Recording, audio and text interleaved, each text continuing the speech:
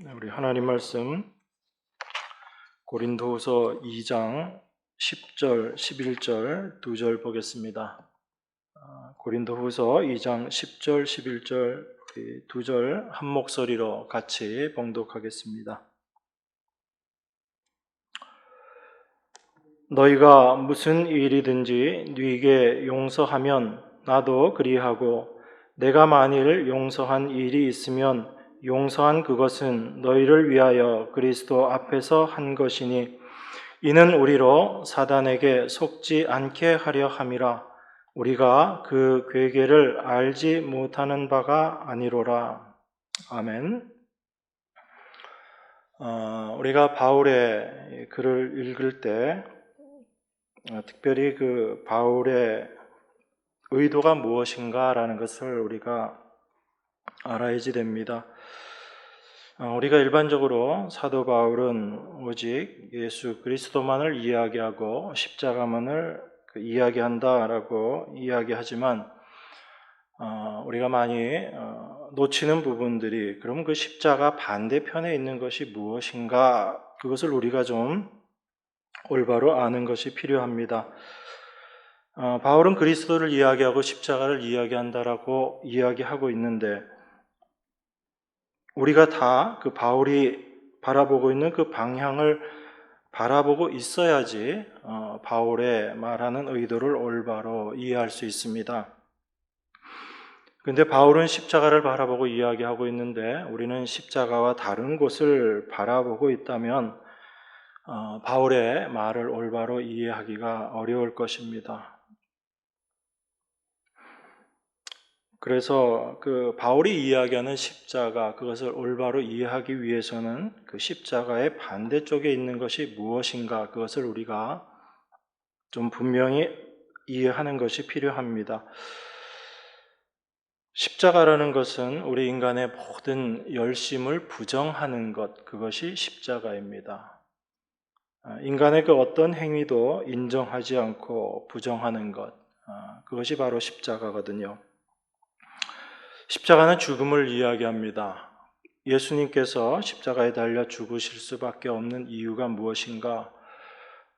우리 인간이 할 수 있는 것이 만약에 한 가지라도 있다면 예수님은 십자가에 달려 죽으실 필요가 없으신 거죠. 그런데 그 예수님께서 십자가에 달려 죽으셨다는 것은 우리 인간이 내어놓을 수 있는 것은 그 어떠한 것도 없다라는 것이 십자가가 우리에게 끊임없이 이야기하고 있는 것입니다. 그러니까 여러분들은 십자가를 바라본다라고 할 때 그러한 시각으로 십자가를 바라보는 것입니다.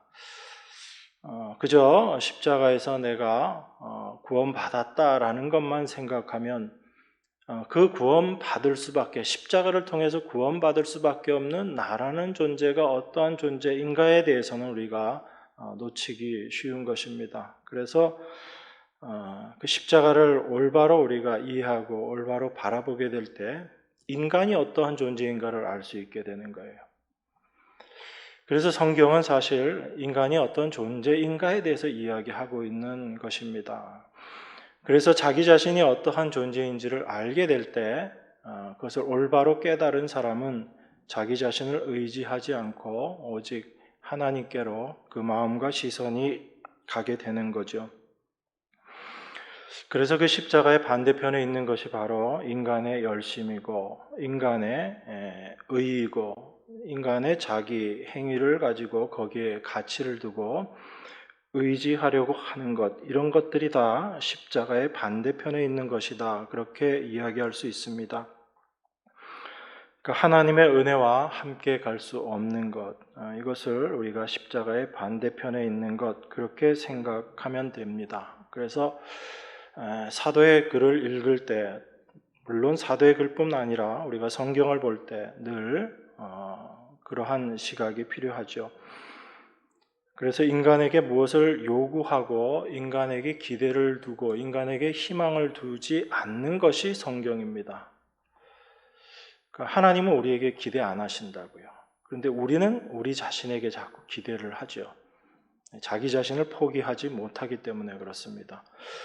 그래서 십자가를 올바로 알게 되면 자기 자신에 대해서 의지하고 있던 것, 자기 자신이 붙잡고 있던 자기 스스로에 대한 부분들을 다 내려놓게 됩니다. 그것이 십자가에서의 죽음이라는 것으로 성경이 표현하고 있는 거죠. 그러니까 여전히 내가 내 자신을 의지하고 있다라는 얘기는 나는 아직도 십자가에서 죽은 내가 아니다라는 것을 표현하고 있는 것과 진배 없는 겁니다. 그래서 내가 정말 십자가에 달려 죽을 수밖에 없는 존재이구나라는 것을 깨닫게 될 때 자기 자신을 의지하고 있던 그 모든 것들을 또한 내려놓게 되는 것입니다.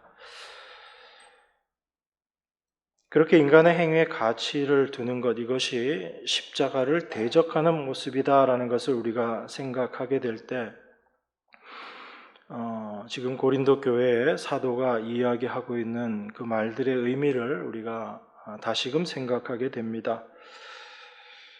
인간의 행위에 가치를 두게 되고 그 관점에서 성경을 보게 되면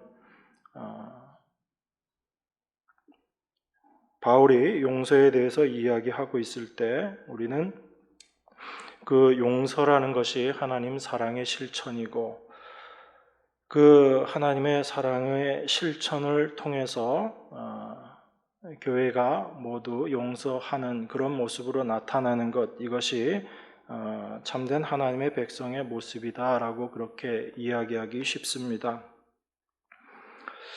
그래서 오늘 본문 같은 것을 보면서도 용서하지 않는 건 사탄에게 속는 것이다, 그렇게 이해하기 쉽거든요. 그래서 우리가 좀 잘 이해해야지 됩니다. 교회 안에 용서가 없어야 된다는 것이 아니라 분명히 교회 안에는 용서가 있어야지 됩니다. 그런데 그 용서가 특별히 바울이 이야기하는 용서가 어떤 것인지를 우리가 올바로 이해하게 될 때 사탄의 괴계에, 사탄의 속임수에 우리가 속지 않게 되는 것이다 라는 것을 우리가 알게 되는 것입니다. 먼저 우리 인간의 본성이 어떤지를 한번 생각해 봐야지 됩니다. 여러분, 용서하는 것이 본성인가요? 용서하지 못하는 것이 우리의 본성인가요? 용서하지 못하는 게 인간의 본성이거든요. 그런데 그 용서하지 못하는 것이 사탄이 방해를 하기 때문에 우리가 용서하지 못하는 게 아니라는 거죠. 우리가 용서하지 못하는 것은 어떤 외적인 방해가 있기 때문에 용서하지 못하는 것이 아니라 우리 인간 자체가 용서할 수 없는 본성을 가지고 있다라는 것입니다. 그걸 우리가 먼저 이해를 해야지 돼요. 그래서 우리가 성경을 보면서 자꾸 오해하게 되고 방향을 잃어버리게 되는 이유가 무엇인가 하면 우리 주변에서의 그런 현실들, 우리가 행해야지 되는 어떤 것들에 대해서 우리 자체의 선과 악의 시각, 우리 인간의 선과 악이라는 시각을 가지고 그 현실을 바라보기 때문에 우리가 많이 오해하게 됩니다. 여러분, 만약에 분열한다라는 것, 나눠지고 서로 다투고 분열한다는 것과 그 다음에 하나가 되고 통합한다라는 것, 이게 어떤 게 좋은 거예요, 여러분? 우린 당연히 그냥 하나가 되는 것, 이게 좋은 것이다라고 생각하죠. 나누어진다라는 것, 이건 좋은 것이 아니다라고 그렇게 생각을 합니다. 그걸 용서하고 같이 연관지어서 생각해 보면 용서가 없는 것, 그래서 용서하지 못하고 서로 분열되고 나눠지는 것, 이건 좋지 않은 것이다라고 생각을 해요. 그리고 용서하는 것, 이거는 용서해서 서로 하나가 되는 것, 그래서 이게 용서는 사랑을 실천하는 것이기 때문에 그렇게 하나가 되는 것, 이건 좋은 것이다라고 그렇게 생각합니다. 그래서 나누어지는 것, 이거는 사탄이 행하는 일이고 하나가 되어지는 것, 이 통합되어지는 것, 이건 하나님이 하시는 일이다, 이렇게 우리가 이해하고 있거든요. 그렇게 생각하고 이 현대의 교회를 바라보고 이해하게 되면 조금 곤란한 부분들이 생깁니다. 어떤 거냐면 지금 한국 기독교의 교단이 엄청 많죠. 그죠? 뭐 몇백 개가 되는지 뭐 몇천 개가 되는지 알 수 없을 정도로 교단이 많습니다. 왜 그렇게 교단이 많죠? 사실은 그 발단은 서로 의견들이 달라져서 나누어진 거거든요. 그게 어떤 모습은 뭐 다툼의 모습으로 나타나기도 하고, 뭐 어떤 쪽은 좀 다른 뭐 모습으로 나타나기도 했지만 결국은 그렇게 해서 서로 의견이 달라서 나눠졌다라는 겁니다. 그러면 지금 현재 이렇게 많은 교단들이 존재하고 그런 것은 이거는 사탄에게 속아서 지금 그렇게 된 것이다. 우리가 이렇게 결론 내릴 수 있게 되는 거잖아요. 한편 생각하면. 근데 그 반대의 모습을 보면 카톨릭은 하나거든요. 카톨릭 교단이 없습니다. 여러분 아시는 대로 카톨릭은 지금도 하나거든요. 그러면 카톨릭은 사탄에게 속지 않아서 지금껏 하나로 존재하는 것이고, 기독교는 사탄에게 속아서 지금 많은 교단이 존재하는 것이다. 우리가 현상을 볼 때, 현실을 볼 때 그렇게 오해할 수 있다라는 것입니다. 그래서 제가 여러분들에게 드리고 싶은 말씀은 뭐냐면, 우리가 이것이 선이다, 이것이 악이다라는 생각을 여러분들이 그 생각을 가지고 현재 여러분 주변이나 여러분 자신을 판단하려고 하지 마시라는 겁니다. 하나님은 필요하시면 나누게도 하시는 분이세요. 또 필요하시면 뭉치게도 합치게도 하시는 분이 하나님이시거든요. 그럼 그 모든 일들 가운데 우리는 하나님의 일하심과 또 그 하나님의 일하심의 이면에 있는 우리 인간이 어떤 존재인가를 알아가는 것이 중요하죠. 그걸 떠나서 단순히 나누어지는 것은 옳지 못한 것이고 하나가 되는 것은 좋은 것이다라는 그런 논리만 가지고 사도 바울의 말을 이해하려고 하고 성경을 이해하려고 하면 여러분 혼란스럽습니다. 그 사도 바울은 어디서는 용서하라고 그러고 또 어떤 부분에서는 그 사람이 벌 받는 것이 타당하다, 마땅하다 그렇게 이야기하거든요. 그럴 때 사도 바울의 그 진리를 우리가 알지 못하면 헷갈리는 거예요. 성경을 보면서도. 그러니까 사도 바울의 입장에서는 교회라는 것이 그냥 하나로 존재하는 것, 이것도 선한 것이 아니고, 교회가 나누어지는 것, 이것도 악한 것이 아니고, 우리의 기준에 선악의 기준으로 바라보지 않는 겁니다. 우리가 먼저 인정해야지 될 것은 뭐냐면, 사람이란 존재 자체가 다 자기 중심으로 존재하고 있다는 거예요. 자기 중심적으로 존재하고 있는 것입니다. 그래서 자기 중심적으로 존재하고 있는 인간, 이걸 독립이라고 사람들은 이야기하는 겁니다. 그런데 성경은 그걸 아주 부정적으로 이야기하거든요. 인간 자체가 독립된 것이 나쁜 것이 아니라 이 독립을 이야기할 때 무엇이 근거가 되냐면 하나님으로부터의 독립을 인간이 이야기하고 생각하기 때문에 그래요. 그래서 그것을 성경은 죄다라고 이야기합니다. 그 죄의 모습이 선악과를 따먹은 거거든요. 그렇게 인간은 다 자기중심적으로 살아가고 있습니다. 우리 지금 여기에 여러분들이 계시지만 다 각자 독립해서 계시는 거예요. 그만큼 사실 우리가 하나다라고 이야기하면서도 이 안에서는 다 분열되어서 나누어져서 있는 거거든요. 그걸 먼저 인정해야지 되는데 그걸 인정하지 않게 되면 자꾸 혼란스러워지고 헷갈려지는 겁니다. 여러분, 인간이 최초로 자기 자신의 독립을 이야기하고 인간들끼리 나누어진 하나님과의 독립, 하나님으로부터 독립한 그 죄된 모습에서 인간들이 다시 나누어지기 시작한 게 언제였어요? 그게 선악과 사건이 있고 바로 이어져서입니다. 하나님이 선악과 따먹은 아담에게 이렇게 물어보죠. 또 왜 선악과 따먹었니? 그랬더니 아담이 뭐라고 대답해요?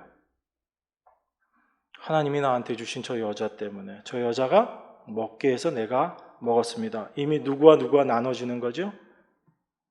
아담과 하와가 나누어지는 거예요. 감싸주지 못하고 나누어지는 모습인 것입니다. 그래서 자기 중심적인 생각을 갖고 있을 때 자기의 이익을 생각하고 자기의 유익을 생각하는 그 존재 자체가 이미 스스로 독립되어 있는 그런 자기의 유익을 위하는 그런 개체이고 그러한 존재다라는 것을 여러분들이 인정하셔야지 됩니다. 그래서 사도 바울이 용서를 이야기할 때는 그 용서는 우리가 생각하고 있는 그런 차원에서의 용서를 이야기하고 있지 않다라는 것을 먼저 생각해야지 됩니다. 여러분 오늘 본문 11절에 보면 이렇게 이야기하죠. 이는 우리로 사단에게 속지 않게 하려 함이라. 우리가 그 괴계를 알지 못하는 바가 아니로라. 그렇게 이야기합니다.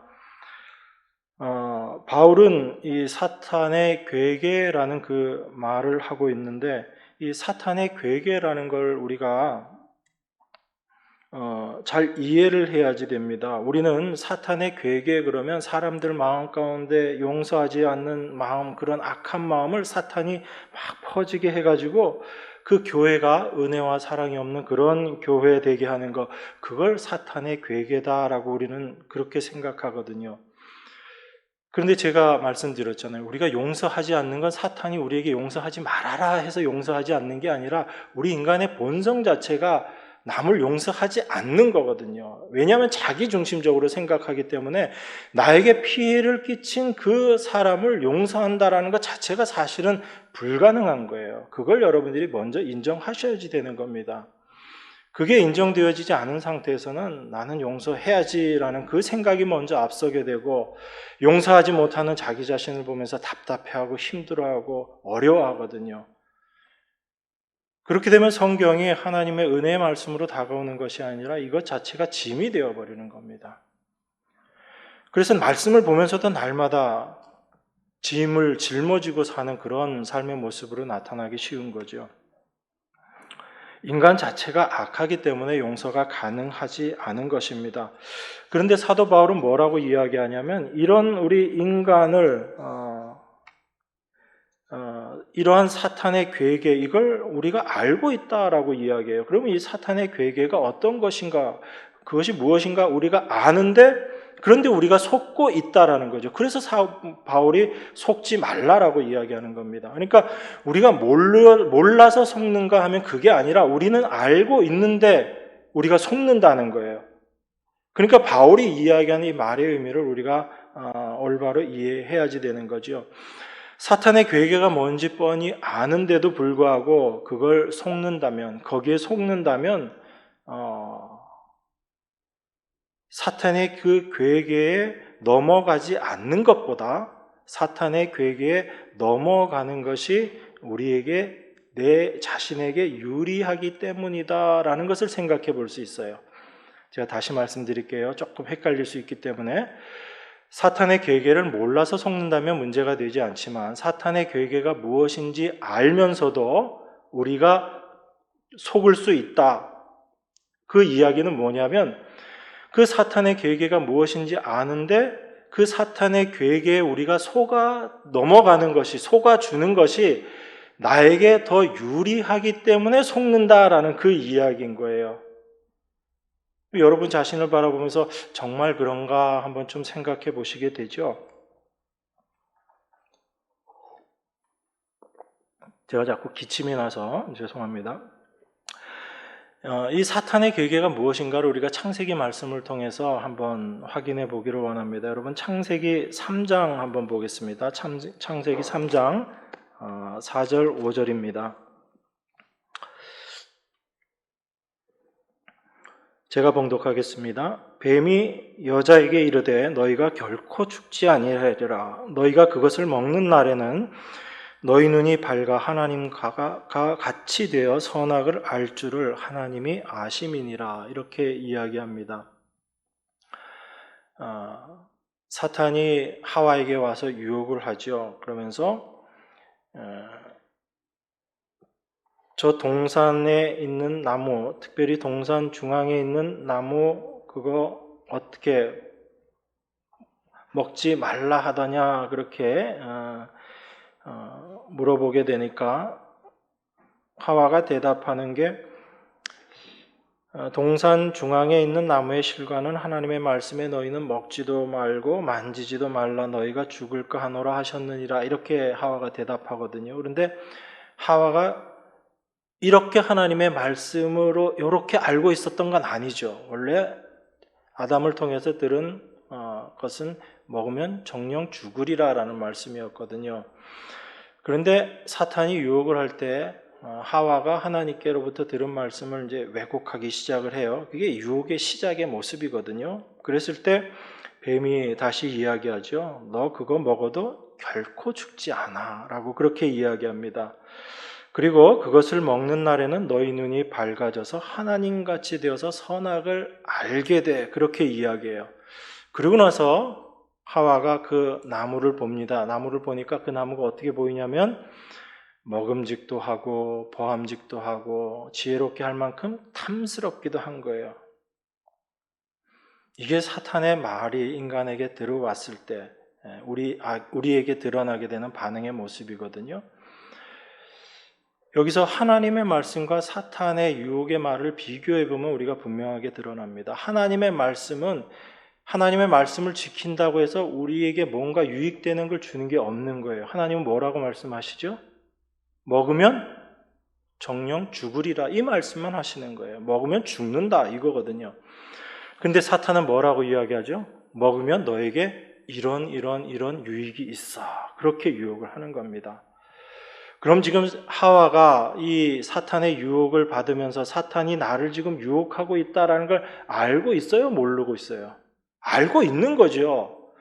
알면서도 어떻게 하는 거예요? 그 유혹에 넘어가는 겁니다. 속아주는 거예요. 왜 속아주죠?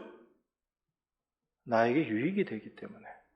하나님은 저 동산 중앙에 있는 나무 그 실과 먹으면 정령 죽으리라, 그냥 그렇게 말씀하시고 끝. 사탄은 어떻게 얘기해요? 너 저거 먹어도 안 죽어. 대신 너 저거 먹으면 너 눈이 밝아져서 선악 알게 되고 너가 하나님같이 돼. 이렇게 이야기하는 겁니다. 여러분 같으면 어느 거 선택하실 것 같아요?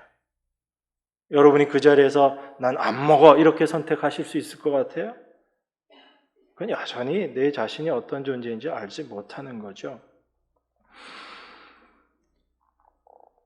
하나님의 말씀을 알지 못해서 우리가 속는 게 아닙니다. 여러분이나 저도 마찬가지예요. 하나님 말씀이 무엇인지 우리가 압니다. 그런데 그 하나님 말씀보다 우리를 더 유혹하는 게 있기 때문에 그래요. 그래서 그 유혹에 우리가 속아주는 거죠. 사실은. 속고 나서 사탄 원망하고 하나님 원망할 거 아니에요, 사실은. 우리 본성이 그 길로 간 거예요. 그 본성이라는 게 어떤 거야? 자기의 유익, 자기 자신의 가치를 세우고자 하는 인간의 죄된 본성. 그것 자체가 우리로 하여금 그러한 행동을 하게 만드는 것입니다. 나에게 더 이익이 되기 때문에 그렇게 하는 거예요. 여러분 각자의 삶의 모습에서 어떤 것을 쫓아서 여러분들이 행동하는가를 한번 생각해 보세요. 우리들은 다 나의 유익, 나의 이익을 쫓아서 행동하고 있잖아요. 혹시 나의 이익을 쫓아서 하지 않는 행동이 있다라고 할지라도 그것은 겉으로 드러나는 객관적으로는 내가 손해보는 것이지만 내가 그 손해보는 행동으로 말미암아 나의 존재 가치는 올라가는 게 있기 때문에 우리는 또 그렇게 행동해요. 그래서 우리가 사회에서 어떤 의인들의 행동을 보지만 그 의인들의 행동으로 말미암아 자기의 경제적인, 육체적인 그런 피해와 손실을 보지만 그 사람은 결국 뭘 또 얻어가져요? 자기의 평판. 그걸 또 얻어 가시는 거잖아요. 인간이 그런 존재라고요. 이거 하나 잃더라도 내가 다른 것을 얻는 게 있는데 이게 나에게 이게 더 귀중하다라고 생각하면 그걸 위해서 행동하는 게 인간이라고요.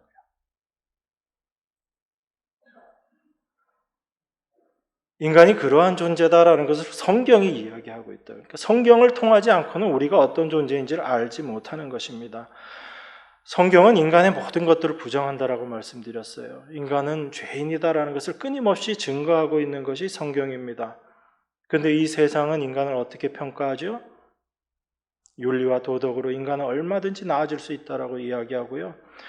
그렇게 윤리적인 인간, 도덕적인 인간이 되었을 때 그 인간의 가치를 인정해 줍니다. 그것이 사실은 창세기에 나와 있는 아담과 하와가 선악과 따먹고 나서 자기의 부끄러운 부분들을 가리기 위해서 모가잎으로 가렸던 그 모습이잖아요. 그렇게 성경은 인간의 본성이 어떠한지에 대해서 끊임없이 우리에게 이야기하고 있습니다. 그러니까 사탄이 인간을 유혹했던 그 말처럼 너가 하나님처럼 된다, 너가 선악을 알게 된다, 그런 이익을 우리에게 끊임없이 제공하는 거예요. 그러니까 우리가 교회에서 어떤 용서라는 것을 이야기할 때도 교회가 서로가 서로를 용서하는 그런 올바른 행함으로 말미암아 교회가 교회답게 되는 것, 하나님의 은혜를 나타내는 교회가 되는 것이라는 것이 어찌 보면 사탄이 우리에게 끊임없이 이야기하고 있는, 너희들이 스스로 용서를 실천해서 그런 교회를 만들어라고 이야기하는 사탄에 덧칠 수 있다고요. 여러분들에게 지금 용서하지 말란 이야기, 그 얘기하는 거 아닙니다. 끝까지 들으세요. 여기까지 듣고 이제 용서하지 말란 얘기 하시는구나, 그렇게 얘기하고 딱 결정 내리면 안 됩니다. 교회가 해야지 되는 용서가 어떤 것인지를 알고 그 용서 가운데 여러분들이 나아가셔야지 돼요. 그게 아니고 우리는 용서를 실천해서 아름다운 교회를 만들어야 돼, 세상 사람들도 인정하는 그런 교회를 만들어야 돼, 그게 우리가 사탄에게 속고 있는 것일 수 있다라는 걸 제가 여러분들에게 말씀을 드리는 겁니다. 여러분, 에베소서 6장에 보면 하나님의 전신갑주를 취하라, 전신갑주를 입으라, 그 이야기가 나옵니다. 에베소서 6장 11절에 보면 마귀의 괴계를 능히 대적하기 위하여 하나님의 전신갑주를 입으라, 이렇게 이야기합니다. 그러면서 그 전신갑주에 해당되는 게 어떤 거예요? 보면 진리로 너희 허리띠를 띠고 의의 흉배를 붙이고 평안의 복음에 예비한 것으로 복음의 신을 신고, 그 다음에 믿음의 방패를 가지고, 그리고 구원의 투구와 성령의 곧 하나님의 말씀을 가지라. 이게 하나님의 전신갑주거든요.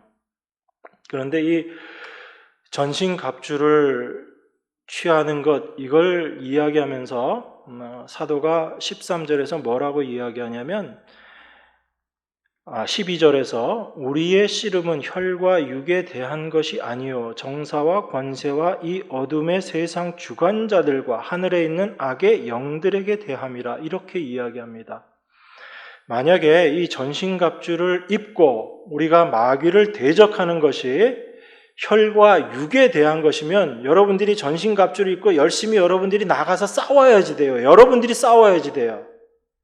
그런데 사도는 지금 이 전신갑주를 입고 싸우는 싸움을 뭐라고 이야기하냐면 이건 혈과 육에 대한 것이 아니다라고 이야기합니다. 우리의 열심과 우리의 노력과 우리의 행함으로 만들어낼 수 있는 싸움이 아니다라는 거예요. 이 싸움은 어떤 것? 정세와 권세와 이 어둠의 세상 주관자들과 하늘에 있는 악의 영들에게 대함이다라고 이야기합니다. 이건 우리가 직접적으로 혈과 육으로 싸울 수 있는 싸움이 아니다라는 얘기예요. 그러면 여러분들이 이 전신갑주를 취한다라는 것은 어떤 거냐면, 여러분 여기 한번 보세요. 전신갑주를 뭐로 표현하고 있어요? 진리다, 의이다, 복음이다, 믿음이다, 구원이다, 성령의 말씀, 전부 뭘 얘기하는 것 같아요? 이거 다 모아놓으면 뭐가 될 것 같아요? 이거 다 모아놓으면 이게 십자가예요. 그러니까 전신갑주를 취하고 마귀를 대적하라는 이야기는 뭐냐면 그 십자가 안에 거하라라는 이야기거든요. 십자가는 어떤 것이 십자가예요? 예수님께서 우리 대신 싸워서 승리한 것, 그것이 십자가인 거예요. 그러니까 여러분들이 전신갑주를 입고 싸우는 것은 여러분들이 어떤 일들을 행해서 싸워내서 이겨내는 것이 아니라 이미 십자가로 승리한 그 십자가의 승리를 여러분들이 얻어 가지란 얘기예요. 그걸 취하라는 이야기입니다. 그게 전신갑주를 입고 마귀를 대적하라는 얘기예요. 그게 아니면 혈과 육의 싸움인 거죠. 이제 우리가 믿음을 가지고 구원의 투구를 쓰고 말씀의 검을 가지고 이제 마귀 사탄과 싸워서 이겨내야지 되는 거죠. 우리가 승리를 해내야지 되는 거죠. 그런데 지금 성경 그렇게 이야기하고 있지 않다고요. 바울은 그렇게 이야기하지 않습니다. 전신갑주를 입는데 이게 혈과 육에 대한 게 아니다라고 이야기해요. 그걸 우리가 분명히 알게 될 때 십자가를 통해서 이미 완성하신, 이미 승리하신 예수 그리스도의 은혜 가운데 그 십자가 안에 거하는 것, 그 십자가의 의미를 올바로 알고 십자가 안에서 이미 우리는 승리한 자다라는 것을, 이것을 분명히 아는 것, 이게 바로 전신갑주를 입고 마귀를 대적하는 영적인 싸움이다라는 걸 우리가 알게 되는 겁니다. 그래서 인간이 해야지 될 것이 아무것도 없다라는 거예요. 우리가 해야지 될 것이 아무것도 없는 것, 그게 십자가 안의 세계다라는 것입니다. 그래서 전신갑주를 입는다라는 것은 이미 십자가에서 승리하신 그 예수님의 십자가의 승리, 그것을 믿는 것. 그래서 내가 승리하는 것이 아니라 이미 승리하신 그 승리 안에 우리가 들어가는 것, 그 안에 거하는 것, 그게 바로 전신갑주를 입는 것이다라고 이야기합니다. 그래서 사도 바울이 지금 사탄의 괴계를 이야기하면서 이 말을 같이 하는 거예요. 여러분, 오늘 본문 2장 10절 한번 보세요. 2장 10절에서 이렇게 이야기합니다. 너희가 무슨 일이든지 네게 용서하면 나도 그리하고 내가 만일 용서한 일이 있으면 용서한 그것은 너희를 위하여 그리스도 앞에서 한 것이니, 이렇게 이야기합니다. 여러분, 이 10절의 말씀이 잘 이해가 되세요? 고린도 교회를 근심시킨 사람이 있었습니다. 그래서 그 근심시킨 사람을 벌받는 것, 그 사람 벌받는 것 마땅하다, 족하다라고 바울이 이야기했어요. 그리고 나서 바울이 또 뭐라고 이야기하냐면 너희는 그를 좀 용서해라. 너무 많은 근심에 빠질까 두렵다라고 그렇게 이야기합니다. 그렇게 해서 너희 사랑을 나타내라라고 이야기해요. 그래서 저희가 지난 시간에 사랑을 나타내는 것이 어떤 것인가를 이야기했잖아요. 우리가 뭔 사랑을 하는 것이 아니라 내 안에 임한 그 하나님의 사랑을 드러내는 것, 그게 사랑을 나타내는 거다라고 말씀드렸죠. 그래서 용서도 내 힘으로 용서하는 것이 아니다라고 말씀드렸습니다. 그래서 바울이 지금 이 이야기를 하고 있거든요. 그런데 바울이 지금 너희가 무슨 일이든지 네게 용서하면 나도 그리하고 내가 만일 용서한 일이 있으면 용서한 그것은 너희를 위하여 그리스도 앞에서 한 것이다. 이 말의 의미가 어떤 거예요? 쉽게 잘 안 들어오잖아요. 무슨 말인지. 바울은 지금 용서를 이야기하는데 일반적인 우리가 알고 있는 그런 용서를 이야기하는 게 아닙니다. 여러분 잘 생각해 보세요. 우리가 알고 있는 일반적인 용서라는 건 어떤 거예요? 내가 어떤 사람에게 피해를 당했습니다. 그럼 내가 피해자인 거예요. 나에게 피해를 준 사람은 가해자고. 그럼 용서는 누가 하는 거죠? 피해자인 내가 가해자를 용서해 주는 것, 이게 용서예요. 그죠? 그런 의미로 우리가 바울이 이야기하는 용서의 의미를 이해하고 내가 어떤 사람이 나에게 피해를 주고 나에게 심한 말을 하고 나에게 상처를 줬기 때문에 용서가 안 되다가 어느 날 내가 용서를 했어. 그래서 내가 하나님의 말씀을 실천했어. 이렇게 이야기하는 게 바울의 얘기가 아니라고요. 만약에 바울이 이렇게 이야기하면 바울은 이런 말을 할 자격이 안 되는 사람입니다. 왜 그런가 하냐면 바울 자체가 이미 용서하지 못한 전례가 있기 때문에 그래요.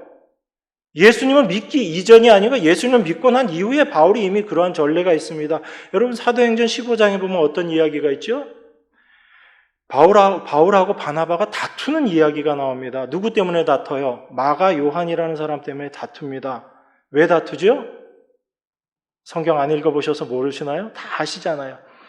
바울이 전도여행 가고 있다가 어느 날 마가 요한이 혼자 자기 같이 동행하기 싫다고 예루살렘으로 가버립니다. 같이 전도여행 가고 있는데 자기는 싫고 힘들다고 그냥 가버린 거예요, 마가 요한이. 그리고 나서 다시 바울과 바나바가 교회에 부름을 받아서 이제 여행을 떠나야지 되는데 그때 이 마가 요한을 데리고 갈 거냐 말 거냐에 대해서 바울하고 바나바가 다툼이 있는 거예요. 바나바는 어떻게 얘기하죠? 야, 그래도 데려가야지. 이렇게 이야기합니다. 근데 바울은 어떻게 얘기해요? 안 돼. 절대 못 데려가. 이렇게 얘기하고 다퉈요. 다퉈서 결국은 어떻게 되냐면 바울하고 바나바가 서로 따로 가버립니다. 바울이 지금 우리가 생각하는 그런 용서 했어요? 안 했어요? 안 했잖아요. 바울은 아예 우리가 생각하는 그런 개념에서 용서라는 건 바울에게 의미가 없는 거예요. 바울은 그런 용서라는 개념 자체가 없는 사람이에요. 그러니까 우리가 성경에 나오는 이 용서라는 것을 이야기할 때는요, 우리가 일반적으로 생각하는 피해자가 가해자를 용서해주는 그런 차원에서 용서, 그거 아니다라는 얘기입니다. 그러니까 바울이 용서를 해라라고 이야기하고 그 용서하는 것이 너희를 위해서 내가 하는 것이고 이게 그리스도 앞에서 하는 것이다라는 용서의 의미를 여러분들이 올바로 알아야 되는 거예요. 그걸 모르면 바울의 얘기가 혼란스러운 겁니다. 어디서 용서하라고 그러고 자기는 정작 자기는 용서도 하지 않고 대체 어떻게 하라는 이야기인가, 이렇게 혼란스러운 거예요. 근심하지 말란 이야기하면서도 자기는 또 엄청나게 근심했다고 이야기했잖아요. 난 이것 때문에 근심한다는 겁니다. 그럼 바울에게 있어서는 어떤 것이 근심인 거고, 그런데 우리는 주로 어떤 것을 가지고 근심하기 때문에 바울의 근심과 우리의 근심이 어떻게 다른지를 알게 될 때 내 모습이 믿음에서 벗어나 있다는 걸 알게 되는 거고, 바울이 용서하는 이 용서를 우리가 올바로 알게 될 때 내가 생각하는 용서는 이건데 바울이 얘기하는 용서는 이거라는 걸 올바로 알게 될 때 나는 지금 전혀 성경과 상관없이 내가 그저 누구를 용서해 줬다라는 그걸 내 유익으로 내가 나누어 가지는 거죠. 그걸 내가 취해 가지는 거죠. 나는 누구를 용서해 줄 수 있는 사람이고, 나는 믿음이 이만큼 성장했기 때문에 나는 누구도 용서해 줬다라고 이야기하는 그런 자기 자신의 가치를 드러내기 위한 그 모습으로 돌아가 버리는 것, 그건 믿음의 모습이 아니다라는 겁니다. 그래서 바울이 이야기하는 말을 우리가 올바로 이해해야지 되는 거예요. 그걸 알지 못하면 전혀 믿음과 상관없는, 오히려 악한 모습으로 우리 자신들이 행동하면서도 그걸 믿음이라고 착각해버리는 겁니다. 바울은요, 교회라는 것을 어떻게 이야기하냐면, 바울은 우리가 생각하는 이런 지역적, 이런 교회, 바울은 이야기한 적이 한 번도 없습니다. 바울은 어디에 있는 교회라고 이야기할 때 그 교회는 그곳에 있는 하나님의 백성들을 이야기한 거예요. 어떤 교회라는 건물 안에 있는 그 사람들, 그 전체를 교회라고 얘기한 것이 아니라 그곳에 있는 하나님의 백성들, 그들만을 교회라고 이야기하고 그들에게 지금 바울은 이야기하고 있는 겁니다. 그래서 하나님의 백성들은 이렇게 올바로 알아야지 되고 올바로 믿음의 삶을, 믿음의 길을 걸어 나가야 된다라는 것을 우리에게 이야기하고 싶은 게 바울이거든요. 바울이 지금 교회라고 이야기하는 건 그냥 사람들의 모임을 이야기하는 인간 관계 속에서의 교회가 아니라 그리스도의 몸의 지체로서 존재하는 그 교회, 그걸 이야기하고 있는 거예요. 여러분 각자가 지체로 존재하고 있는 그러한 교회, 몸의 지체로 있는 그 교회, 그것을 바울은 지금 교회라고 이야기하고 그 교회 안에서 어떻게 용서가 이루어져야지 되는가를 지금 우리에게 이야기하고 있는 것입니다.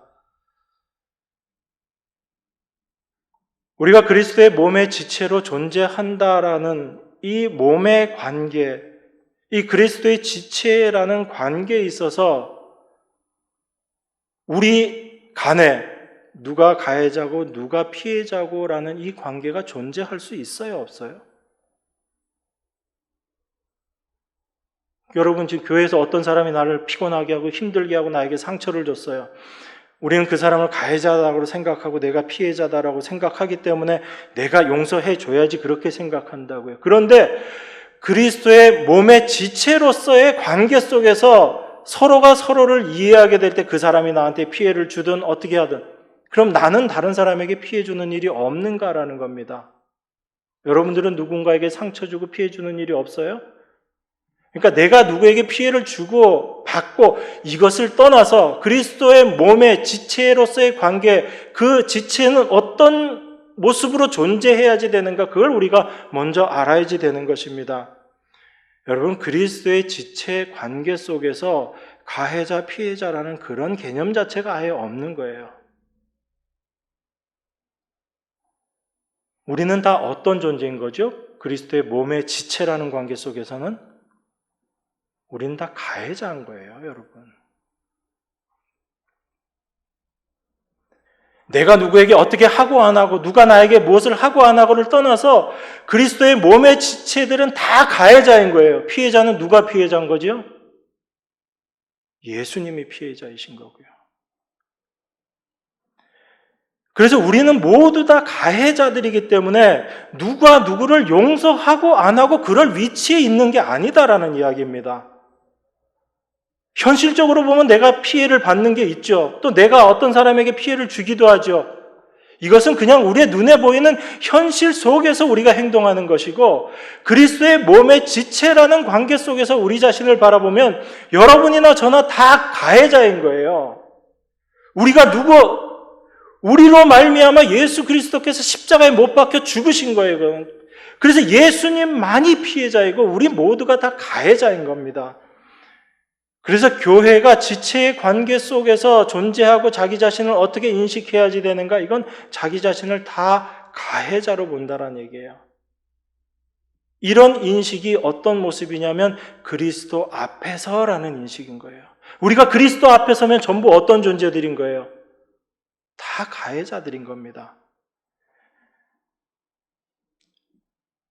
그리스도 앞에 가서 보니까 나도 가해자라는 거예요. 내가 어떤 피해를 받았든지 누가 나에게 힘들게 했든지 아무 상관없이 그리스도 앞에 가서 보니까 나도 가해자인 겁니다.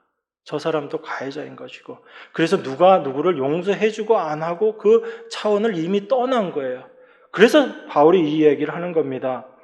너희가 무슨 일이든지 네게 용서하면 나도 그리하고, 내가 만일 용서한 일이 있으면 용서한 그것은 너희를 위하여 누구 앞에서? 그리스도 앞에서 한 것이다 라고 이야기합니다. 그러니까 바울이 내가 용서 안 되는데 내가 억지로 너희를 용서했어, 이 차원이 아닌 거예요. 그리스도 앞에 가서 보니까 너나 나나 피차간에 다 누구를 용서하고 안 하고 그게 아닌 거예요. 우린 다 그리스도의 용서받음으로, 용서해 주심으로 말미암아 그리스도 몸의 지체로 존재하는 자들이기 때문에 우리가 서로 용서함을 나타냄으로 말미암아 서로에게 유익이 되고 서로를 위한 일이 되는 것이라는 얘기예요. 내가 용서를 해줘서 너에게 유익이 되고 나에게 유익이 되는 게 아니라 그 용서 안에 우리가 존재함으로 말미암아 우리가 이미 용서받은 자임을, 내가 상대방을 용서해주고 받아들임으로 말미암아 용서받은 자임을 내가 증거하는 것이고, 그것이 바로 그리스도의 용서를 드러내는 모습이다라는 겁니다.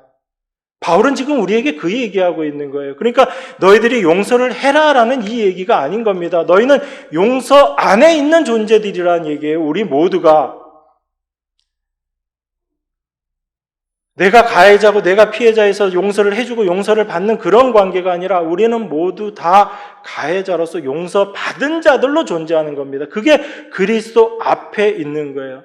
그러니까 우리는 모두, 몸의 지체들은 모두 그리스도의 용서 안에 있는 자들이다라는 얘기입니다. 이걸 우리가 서로가 서로를 용서해주는 그 모습으로 내가 받은 용서를 증거하고 나타내고 있는 거죠. 그래서 여러분, 마태복음 18장에 보면 10,000달란트 탕감받은 사람 얘기가 나오죠. 여러분, 그 이야기 읽으실 때 어떤 생각하세요? 내가 다른 사람을 용서해야지, 용서를 실천해야지, 그 말씀이라고 생각하세요? 여러분, 마태복음 18장 23절에 보면 예수님이 이렇게 이야기하십니다. 이러므로 천국은 그 종들과 회개하려 하던 어떤 임금과 같으니, 비유로 지금 말씀하시는 거죠. 회개할 때 10,000달란트 빚진 자 하나를 데려오매 갚을 것이 없는지라 주인이 명하여 그 몸과 처와 자식들과 모든 소유를 다 팔아 갚게 하라 한데, 그 종이 엎드려 절하며 가로되 내게 참으소서 다 갚으리이다 하거늘 그 종의 주인이 불쌍히 여겨 놓아 보내며 그 빚을 탕감하여 주었더니, 자, 너 처자식 다 팔아서 그 빚 갚어. 10,000달란트 갚어. 10,000달란트 지금 단위로 계산하면 얼마 정도 되냐면 한 5조 정도 되는 돈이에요. 갚을 수 있어요? 없어요? 못 갚죠. 그런데 그거 내가 도저히 못 갚겠습니다. 불쌍히 여겨주십시오. 그렇게 주인이 그렇게 불쌍하게 여긴 거죠. 이 종이 내가 참으로 갚겠습니다라고 이야기했지만 그걸 도저히 갚을 수 없다는 걸 주인은 알잖아요. 그러니까 주인이 불쌍히 여겨서 그 종을 놓아줍니다. 빚을 다 탕감해 주는 거예요. 근데 이 종이 밖에 나가서 보니까 자기한테 100데나리온, 한 100일치 정도 임금 되는 거예요. 많게 보면 한 1,000만 원 정도 된다고 봅시다.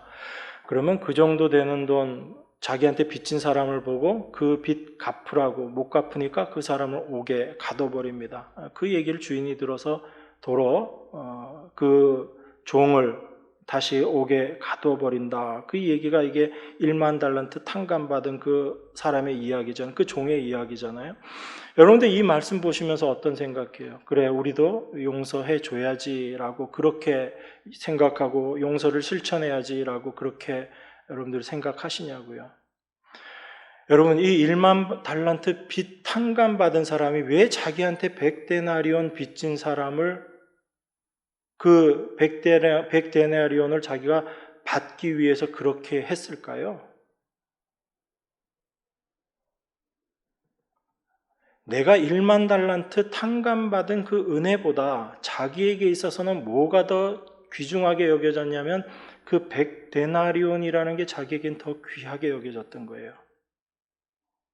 그래서 그 100데나리온을 자기가 포기를 못하는 거죠.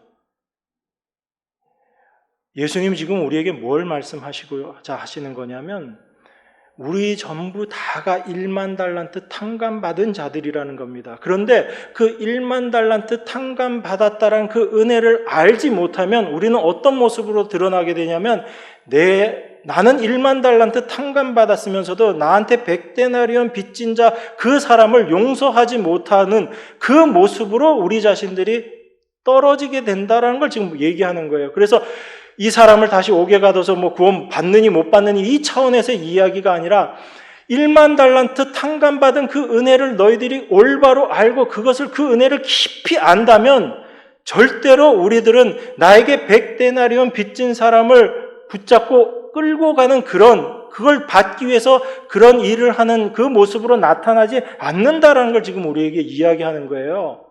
단순히 너희들에게 조그만 거 그런 거 피해주고 그런 사람들 용서해줘라 그 차원의 용서해줘라를 이야기하는 게 아니고 그 1만 달란트 탕감받은 은혜를 너희가 올바로 알고 있니? 지금 그 얘기를 하고 있는 거예요. 그런데 우리는 전부 이 말씀들을 보면서 그 은혜를 깊이 알고 내가 얼마나 큰 은혜를 받은 자인지 이걸 생각하지 않고 나는 은혜 받았으니까 이제 내가 해야 될 일은 100데나리온 빚진 자 저 사람 용서해 주는 거 내가 용서해 주는 거 여기에만 우리의 마음이 가 있다고요. 그러니까 성경을 전부 오해하고 있는 거예요. 여러분이나 저나. 그래서 성령이 우리 안에 오셔서 우리가 얼마나 하나님의 큰 은혜를 받은 자인지 얼마나 큰 은혜 가운데 있는 자들인지를 깨닫게 해 주실 때 비로소 그 100데나리온이 아무 의미 없이 우리에게 다가오는 거예요. 그전에는 그 100데나리온이 나에겐 굉장히 유익한 것이고 이익이 되는 것으로 해서 내가 그걸 놓지를 못했는데 그 1만 달란트 탕감받은 그 은혜가 얼마나 큰 것인지 그 은혜를 내가 실제적으로 깨닫게 되면 100데나리온은 아무 의미 없는 것으로 우리에게 다가오게 된다고요. 그래서 그 100데나리온 빚진 자를 용서해 줘야지가 아니라 내 안에서 그것이 아무 가치 없게 되어지기 때문에 자연스럽게 용서의 모습으로 나타난다는 거예요. 이게 성령이 우리 안에서 행하시는 일이고 이게 하나님께서 우리 안에서 행하시는 일이거든요. 그런데 우리가 그것을 알지 못하면 우리는 용서받고 우리는 은혜 받았으니까 이제 우리는 다른 사람을 용서해주고 다른 사람에게 은혜 베푸는 삶을 살아야 돼. 자꾸 그렇게 생각하잖아요. 성경은 그 얘기하는 게 아니에요. 하나님께로부터 받은 그 은혜 1만 달란트 탕감받은 그 은혜를 너희들이 알고 있는가? 그 은혜 가운데 정말 거하고 있는가? 그렇다면 100데나리온은 아무 너희들에게 가치 없는 것으로 여겨질 것이다라는 얘기입니다. 그래서 나의 유익을 위해서 나의 가치를 드러내려고 하는 그 모든 것들이 정말 그 십자가의 은혜 안에서는 하찮고 의미 없는 것이라는 걸 알게 될 때 내 자신을 내려놓게 되고 내 자신을 포기하게 되거든요. 그게 십자가에서의 나의 죽음을 고백하는 삶의 모습인 거예요. 여전히 내가 살아있기 때문에 작은 것 하나라도 놓치기 싫은 거고 놓치지 못하는 거죠. 왜냐하면 그게 나를 더 가치 있는 존재로 만들 것 같기 때문에 그래요. 내가 용서를 실천하면 용서를 실천하는 믿음 좋은 사람으로 내가 믿음 좋은 신자로 내가 인정받기 때문에 그걸 놓치지 못하는 거죠. 그런데 정말 십자가 안에 들어가게 되면 나는 절대 용서할 수 없는 존재입니다 라는 것을 고백하게 되고 이러한 나를 용서해 주신 하나님의 은혜가 어떤 것인지를 알게 되기 때문에 내가 누구를 용서할 수도 없는 존재이구나라는 것을 알게 되는 거죠. 그래서 그 용서 안에 있게 될 때 자연스럽게 누가 나에게 어떤 일을 행한다 할지라도 그것이 그리스도 안에서 용서가 되어지는 거예요. 이건 인간의 힘으로 되어지지 않는 것입니다. 여러분의 노력으로 수고함으로 애씀으로 혈과 육으로 되어지는 것이 아니라 내 안에 계신 성령으로 말미암아 되어지는 것이에요. 하나님은 우리 안에서 이 일을 행하시는 것입니다. 이 일 행하시는 하나님의 역사를 여러분들이 날마다 경험하는 것, 그게 지금 이 순간에도 우리 안에서 일하시는 하나님을 깨닫게 되고 고백하는 거예요.